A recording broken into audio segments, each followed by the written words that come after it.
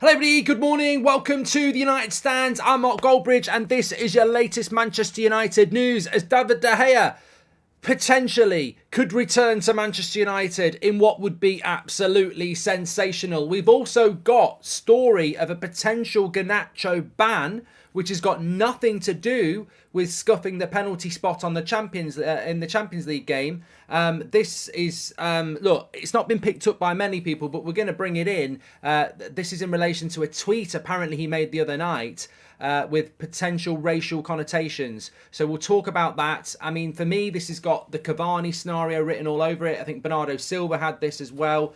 I'm hoping that the Premier League aren't going to pick up on this because really, well, look, we'll talk about that. Maybe we'll talk about that straight away, actually. We're also got a little bit about Scott McTominay to Newcastle and a little bit about where Gary Neville thinks Manchester United are going to finish this season. But lots to get into. Obviously, we're building towards the Manchester derby as well and the weekend, which is great because I feel that there's a bit of a... I felt it last night on the show. They feel like there's a bit of a flatness, isn't there, around United at the moment? And whatever you think about United and whatever you think about the last three games being quite boring, there's nothing boring about a Manchester derby, and I think we need it. I think we do. I think the worst thing we need is another home game against someone like Bournemouth. We actually need this Manchester derby because I feel the fan base has gone a little bit flat. You know, we know the Glazers are going to stay. We're not sure about this Sir Jim Ratcliffe deal. The performances on the pitch aren't great. It's just all gone a little bit flat. And I think we need some, we actually need some excitement. Also, just want to talk about players unhappy. Eriksson, again, another player coming out saying, look, he respects it, but he wants to play more football. I think there's quite a few players at Man United that won't be happy at the moment. Could that have a correlation between how badly we're playing on the sheer volume of players that are not happy within the squad? We'll talk about that. Also, can I just say, Fernando Perez, welcome to the Members Club. You're an absolute legend. Massively appreciate that. If you want to join the Members Club, I think it's pinned in the live chat. Yes, it is. Thank you very much for your support. Join the TUS Ultras today. Thanks for becoming a member, Fernando. Oh, and I'm wearing my Christmas jumper. We are running out of these. If you want to get one, United Stand Shopify. There is only a limited run of them. They're knitted jumpers, as you can see. Get your number on your back, 92, and you'll absolutely love it. There you go. Links in the live chat. I think it's got a picture of it as well. We do ship worldwide. Get them early. Christmas will be here before you know it. In fact, I ordered myself a Christmas tree this week. Right, let's get on with it. So let's get straight into the show. I'm going to talk about these are two quite big stories here about David De Gea and Garnacho's potential ban. I'm going to start off with the De Gea one because that's what the headline is and that's what the thumbnail says. So I don't want to confuse people who are coming into the video to hear about this. But there is a potential Garnacho ban and I'll give you the details on that in a moment as well. Abby loves the jumper. Thank you very much. So, effectively, a story came out last night from Neil Custis in The Sun that Manchester United were looking to bring David De Gea back to Manchester United as concerns around Onana grow, especially around the fact that he will be missing in January for the AFCON. Now, we have got this verified from a very good source close to Manchester United that this is not the case and that this is not a true story. Manchester United are not looking to bring David De Gea back. So as things stand, that's the official line from Manchester United. Unofficially, I don't think they'll do an official statement on it, but the story isn't true. Now, Neil Custis obviously is a journalist that has been right over the past.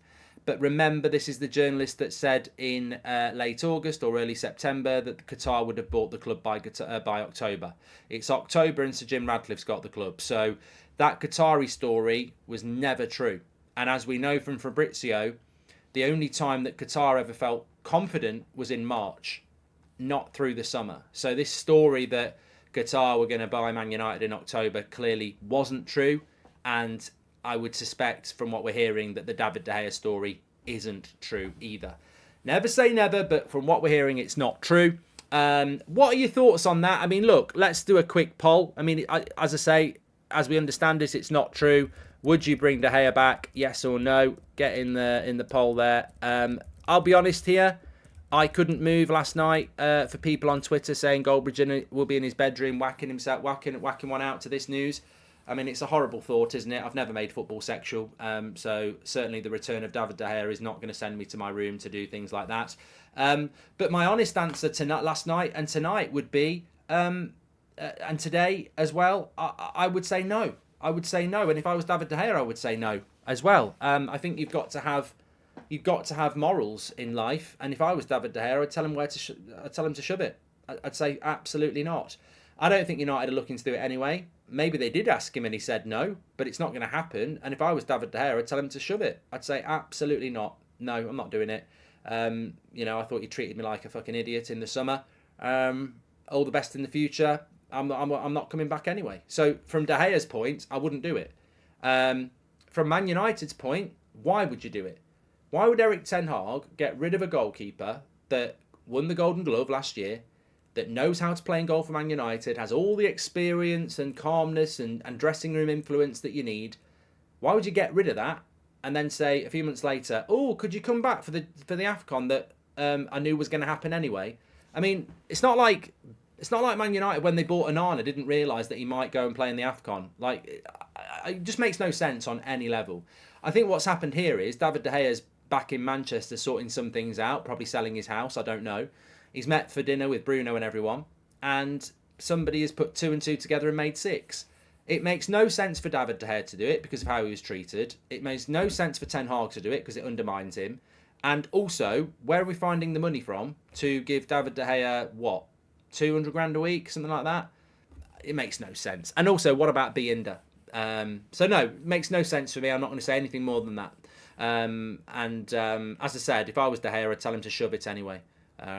Some things are more, he was a loyal servant to this club. He did really well for his last season, in my opinion, and they spat him out. So I wouldn't go back. It's what it's like, actually. If De Gea, look, it's not going to happen anyway, but imagine if Man United did want De Gea back. Here's an analogy for you of exactly what it is. You're married to the love of your life for 10 years. You think you're in a great relationship. You think you're really happy. And then you go on holiday and you get a message saying, I'm divorcing you. And guess what? I don't want you to come back to the house. And you go, oh my God. And then 3 months later, they go, made a mistake, actually. Would actually like you back. Absolutely not. Screw, piss off. No chance. Love Dave, but no, hate would be stronger than ever, says Catherine. I also think, Catherine, and I saw Beth saying this on Twitter last night, and she's absolutely right. If United did do that, the problems it would cause for Onana would be terrible. I mean, look, I'm a big fan of De Gea. If De Gea came back, a lot of people would say, well, Goldbridge would just turn on Onana and want De Gea in goal. I actually wouldn't. I actually didn't want De Gea to leave, and I didn't want us to sign another goalkeeper. But when we bought Onana and De Gea left, it's happened. I lost. I'll deal with it. I wouldn't do that. If De Gea came back, I wouldn't be saying, get Onana out. And that's that's a massive reason not to do it as well. There was a rumour about a coaching role for David at United, so could it be linked to that, says Glennie. I don't look, I still think David De Gea is a really good goalkeeper. He's 32 years of age. Why coach at Manchester United when you can play? He could play. He's a goalkeepers should not be retiring at 32. Goalkeepers that have just won the Golden Glove should not be retiring at 32. Like, retiring at 32 is like an outfield player retiring at 28. The reason David De Gea hasn't got a club is because he was on 350 grand a week at Man United, and he doesn't want to go and play for Sevilla or whoever else on 80 grand a week or 100 grand a week. Like, it's a massive pay drop. So I think he's just looking at his options. Saudi Arabia's there. He could go and earn really good money there. I think De Gea's looking at his options. He doesn't need to go and be a coach. But returning to Manchester United, I don't think so. And also, as what a great comment this was from somebody in the chat. It's actually whizzed through, unfortunately, which is sometimes the case. But Alpha Gaming says, I love Dave, but we need to move on now and back our new goalkeeper. Glazers out is all that matters, says Alex. And JF says, is the Garnacho thing because of the penalty spot. I'm about to talk about that now. Edward says, De Gea got played by the club. Johnny says if he was a really good goalkeeper, then wouldn't be a free agent. Just on that, Johnny, I don't want to get... somebody just said that De Gea could play till he's 40. Just on that point then. So he wasn't a good goalkeeper last year, Johnny. So he's a good goalkeeper, but now he's not a good goalkeeper because he's a free agent. I don't understand that mentality. He won the Golden Glove last year, and he played very, very well for us. He got clipped up for distribution because people wanted him out. I could clip Onana up for distribution this season. It's been shit. So all that myth about David De Gea's poor distribution, that was just hipsters clipping him up to make him look shit. And everyone can do that to Onana this year. His distribution's been shit as well. Maybe it's the way we play. The reason he's a free agent is because, as I said, he doesn't want to go from 350 grand a week to 80 grand a week playing for Marseille or whoever else is offering him a contract. And he has been offered massive money in Saudi Arabia. So it's just about, your options. But look, David De Gea is not a Man United player, and he's not going to be. Still not in that much of a mess as Everton. We could be facing minus points. Makes it hard to support my club. I'm 50 and getting laughed at. Sadness, says James. I've got a video on the Everton situation going up on That's Football in about half an hour. And Alpha Gaming's given us a super chat. Thank you very much, mate. Just on the poll, would you bring De Gea back? 60% of you would. 40% wouldn't. That's interesting. That's very interesting. I wouldn't, as I say. Right, let's move on to the Garnacho story. Maybe we can come back to the De Gea one a little bit later, but there's a lot to get through this morning.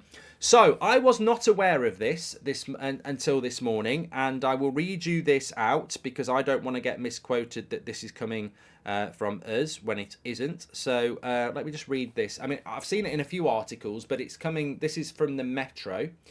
Basically, Garnacho faces ban over deleted Onana post.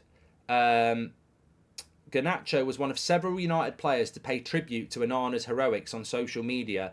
However, the 19-year-old deleted his post on X after he used 2 gorilla emojis alongside a picture of himself celebrating with the goalkeeper.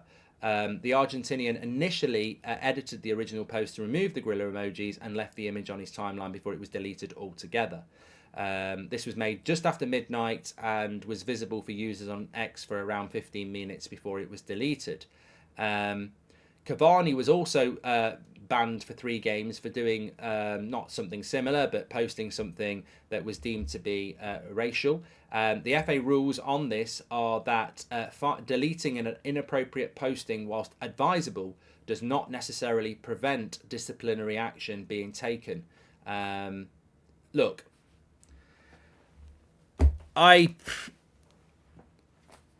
do not for 1 minute think that Garnacho has posted a picture of himself with Onana and then done something racist. That's the bottom line. It's the same as the Cavani situation. The Cavani thing was more of a cultural use of a word that's not acceptable in our country. That's what happened with Cavani. And with Garnacho, it's not even a word. It's an emoji. There's been people on Twitter who've used an emoji in a way that's not racist and had their account blocked and suspended because of it. So, look, I mention it because it's a news show, and I mention it because you never know what the Premier League might do, especially when it's Manchester United. And I'm sure there'll be plenty of people, I mean, it's already been mentioned there, who are saying he should get a ban. I actually thought this was because he'd scuffed the bloody penalty spot the other night, which I couldn't give 2 shits about, really. I mean, the amount of people moaning about that is ridiculous. Oh, he kicks the penalty spot a little bit. Bloody wow. But in relation to this, I think we just have to keep a watching brief on it, because it's the sort of thing that will get picked up and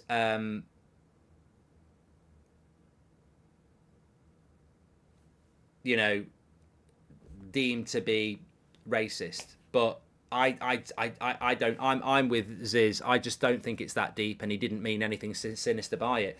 But we have been in this situation with Cavani as well, so you've just got to be very careful. I hope that there's common sense.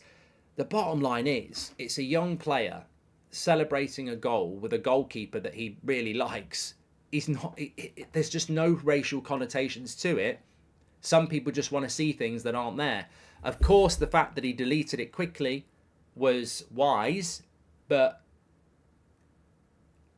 I don't know. I don't really want. The trouble is, when you comment on this sort of stuff, people will twist your words, and you've got to be very, very aware of that. But my stance is I'd be very, very, very pissed off if he got a ban for that.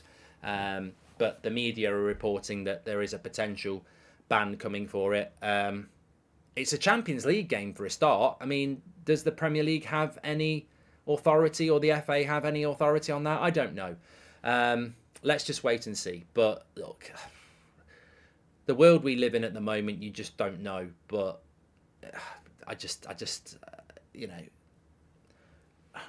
look, people have said in the chat, would an Arna be offended by it? Well, that's not how the world works, unfortunately. It's not what an Arna thinks. It's what somebody else thinks who's complained or screenshotted it or whatever. And somebody has screenshotted it because they've got it screenshotted in that article, by the way. So, yeah, I hope not. I hope not. At least if Garnacho gets banned, then Mount might actually get some minutes as Shane.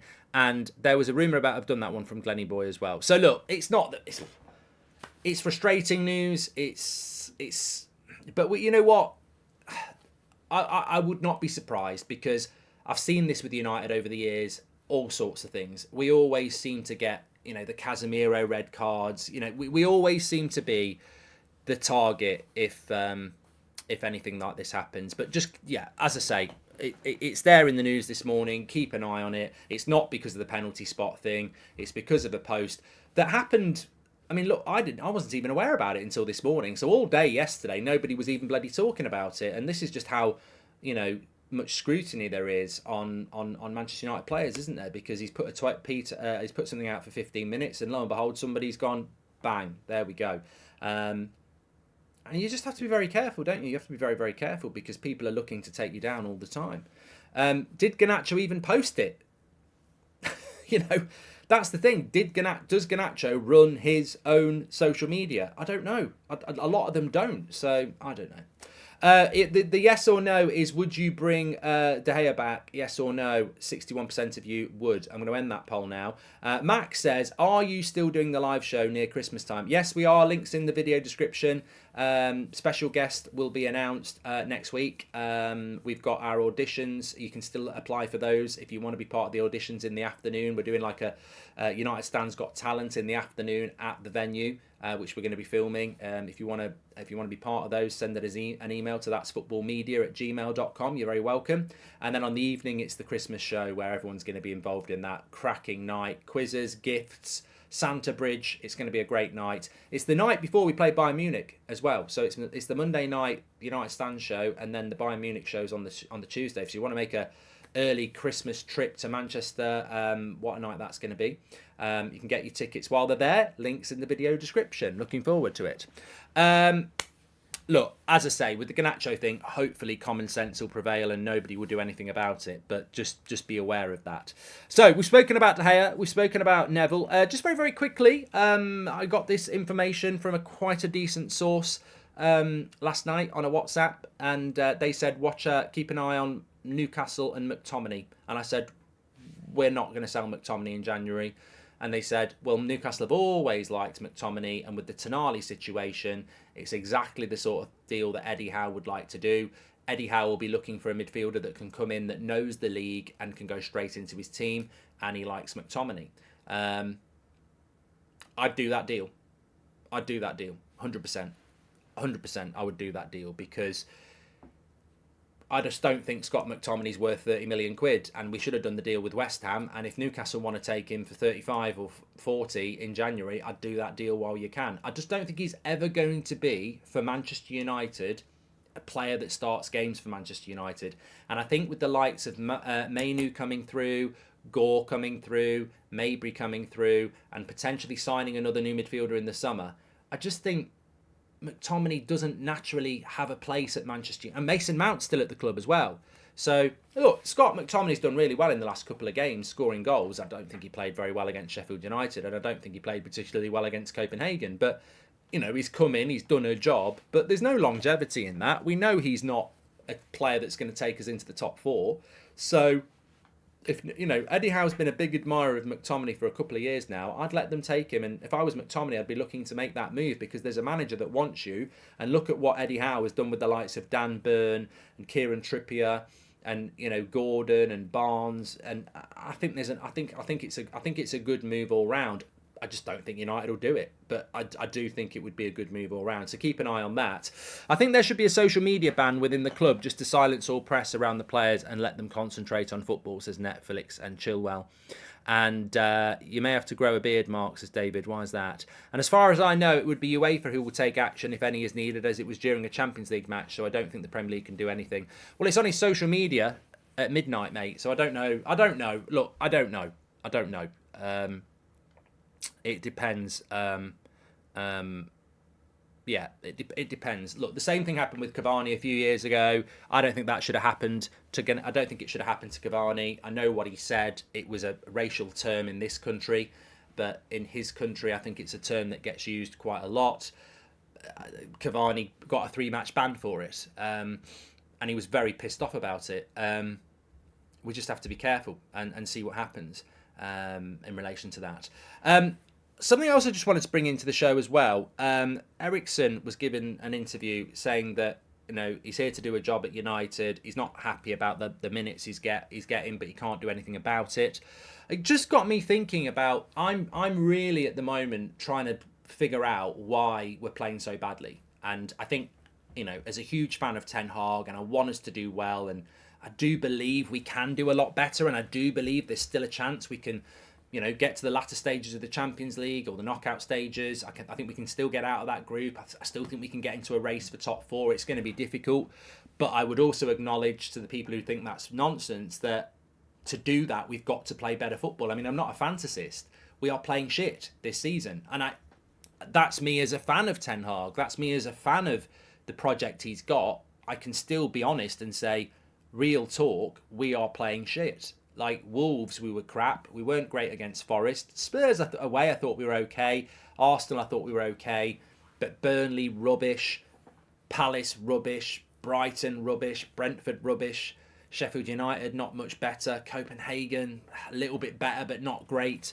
I think we've been poor for over 85% of the season. So why do I think that is? And look, we can talk about this in greater depth when we've got a watch along or something. I think there's numerous reasons, but one reason might well be just a general malaise and confusion and lack of motivation in the playing squad. And it got me thinking, well, there actually is something in this. When you're thinking about why Man United might be struggling, then I really do think that there could be something in this. How many players have we got in that team at the moment that are happy?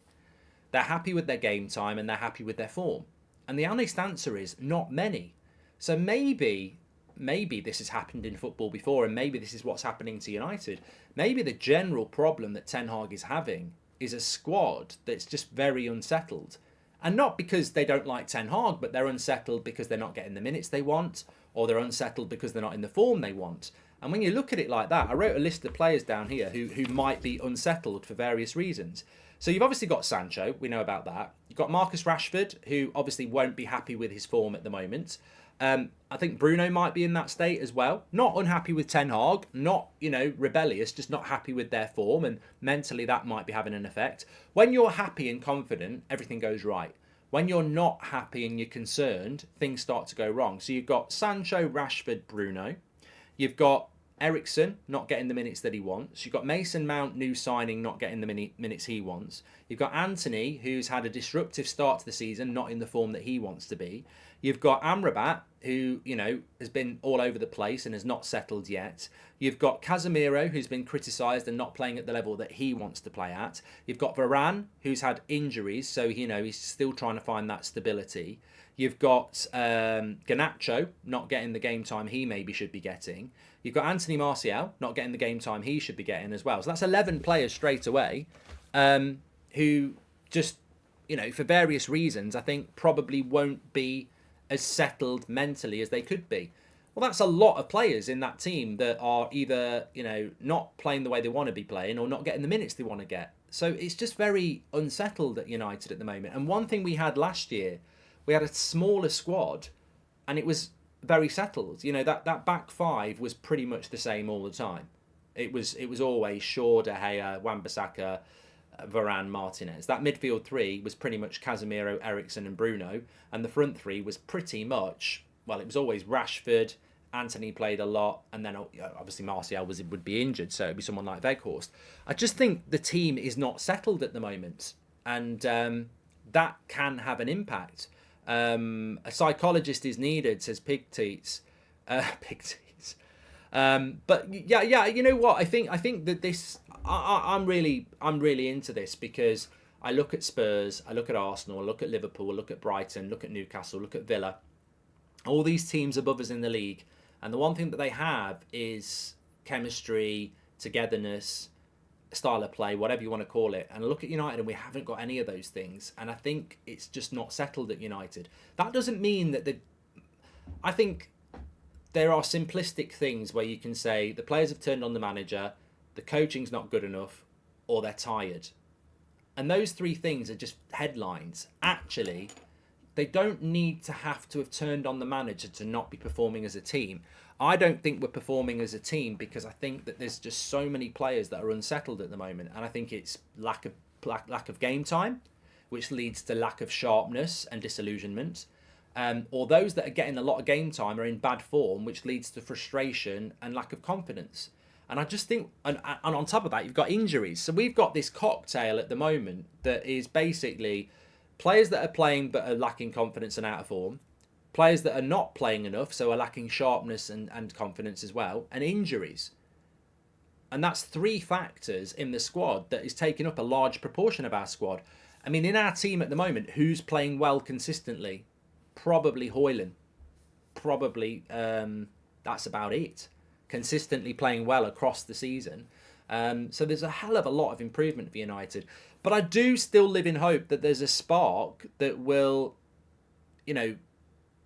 solve a lot of these problems. And I think in the short term, the way to solve those problems is to get the players that you want to play back playing more confidently. And also, on top of that, a more stable 11 will lead to better performances for Manchester United. And at the moment, I just think we're just so unstable. Just a few updates coming in on Jadon Sancho. This was coming in from Laurie Whitwell in The Athletic. He says, regarding the confusion between... I saw this. Somebody tweeted about this the other day, that Sancho was back involved for the game against Copenhagen. And what actually happened is Ten Hag had said Sergio, and someone had heard it as Sancho. So he'd said, yes, Sancho is back involved for the game against Copenhagen. And some people reported it as him saying Sancho, which apparently Ten Hag has said was very surprised that anyone would think he would end the story with such a nonchalant manner. I agree. I mean, I read that and I was like, absolutely no way would Ten Hag just say, yeah, Sancho's back involved. It's just shit reporting again, isn't it? Also in The Athletic with Laurie Whitwell, he says the Saudi route is considered the most plausible for Jadon Sancho, as European teams will struggle to match Sancho's salary. Dortmund can't even afford half his salary. Any departure, however, would require Sancho's agreement. Well, this is just regurgitation of what we spoke about with Fabrizio on Monday, isn't it? That obviously 100% when it comes down to Jadon Sancho and Manchester United, the strong preference is going to be to send him to Saudi because they will be able to give a transfer fee and pay his wages. But will Jadon Sancho want to go and play in Saudi Arabia when he's 23? I just think there's more trouble ahead with Sancho. And anywhere he goes, we will have to pay half his wages on loan. This is why I said the other day, for me, I would be saying to Sancho, you're not going anywhere in January. We'll just keep paying you. You can stay in the reserves. They've got to get tough, really. Serious question, says Sean. Why do you have Ricky on the show? I've never heard so much waffling all my life. He thinks Bruno's crap and rates McTominay and Evans. Also, think Welbeck is better than Højlund, says Sean.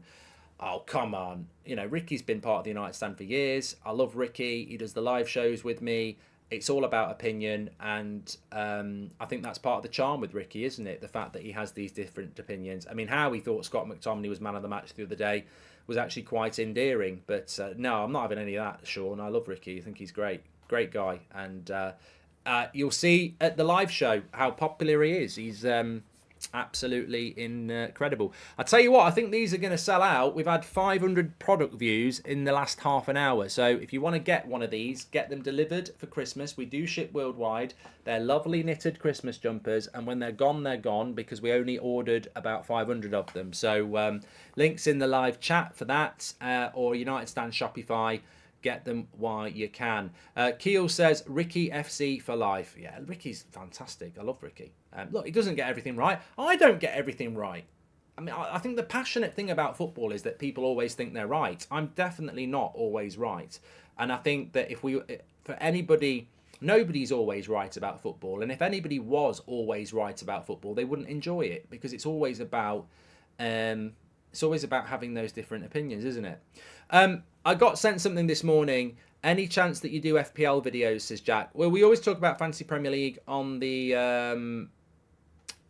podcast. Goldbridge Saves Football, me and Will, on the Friday one, especially when we do the Goldbridge game and we look ahead to the fixtures. So check that out tomorrow, because we do talk about FPL. I had quite a good week last week, actually. Just want to bring this in the show. We've got a story coming in. Well, not a story. I think Gary Neville was asked a question on Twitter today. It was actually quite funny. He did a Q&A on Twitter this morning. And the only reason I was aware of it was because apparently loads of people were asking him about me, which he'll never answer. But he did answer about where he thought Man United would finish this season. And he said 6th. Now, I personally think that this is about right. In fact, some might say that 6th is a little bit optimistic for Manchester United this season. I think at the moment,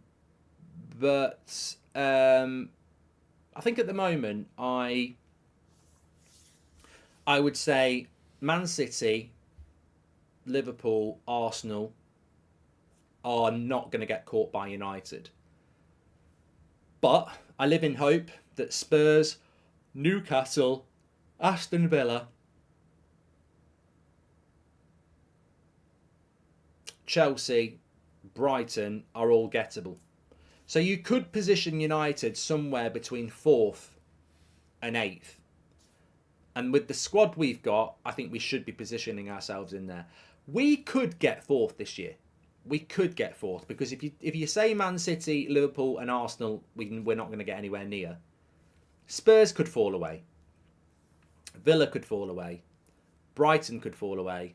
Newcastle could fall away. And Chelsea could be Chelsea. So we could get 4th, but I think Gary's probably right. I think pitching us somewhere 5th or 6th. I actually think, optimistic bridge, I'd go one better and say 5th. I think we might get 5th. And then if we do get 5th, that might be enough for the Champions League with the new coefficient rule into the new Champions League next year, which looks horrific. But I think we could get 5th. But look, where we are now, putting us anywhere in the top 8 is ridiculous. My only theory around it is we're playing shit. The start to the season has been shit. It can't continue. There has to be... I absolutely am convinced there will be some improvement, and I base my prediction that we'll finish 5th based on the improvement that is surely coming at some point. And maybe it will start on Sunday, because Man City to me still don't look that great. I think people are could be famous last words. I'll always retain that as a possibility, but Man City are not smashing teams at the moment. They're not scoring 4 or 5 goals. They're not flowing themselves. I think the game on Sunday could be quite tight. And if it is tight, that plays into our hands, because, all right, I think they'll have 60-70% possession. But if they can't score a goal, we've always got that break. And I wouldn't be surprised if Sunday we win the game something like 2-1 and Rashford scores. I can see us on the break and the crowd reacting to that. So look, interesting. Look, I'm previewing the Man City game at 8 o'clock tonight, so I'm not going to go massively into it, but I think that there's a chance on Sunday. I do worry a little bit. You know, we've obviously I saw some people yesterday sort of criticising Onana and Maguire for their reaction to the Copenhagen game, because people were basically saying We've scraped a 1-0 win against Copenhagen. You've got one person going on about how proud they are about their redemption over the last 12 months. You've got another person saying people will have to hate somebody else. They've scored a goal and saved a penalty against Copenhagen in one game. And if we get battered on Sunday and they both play shit, it's not a redemption, is it?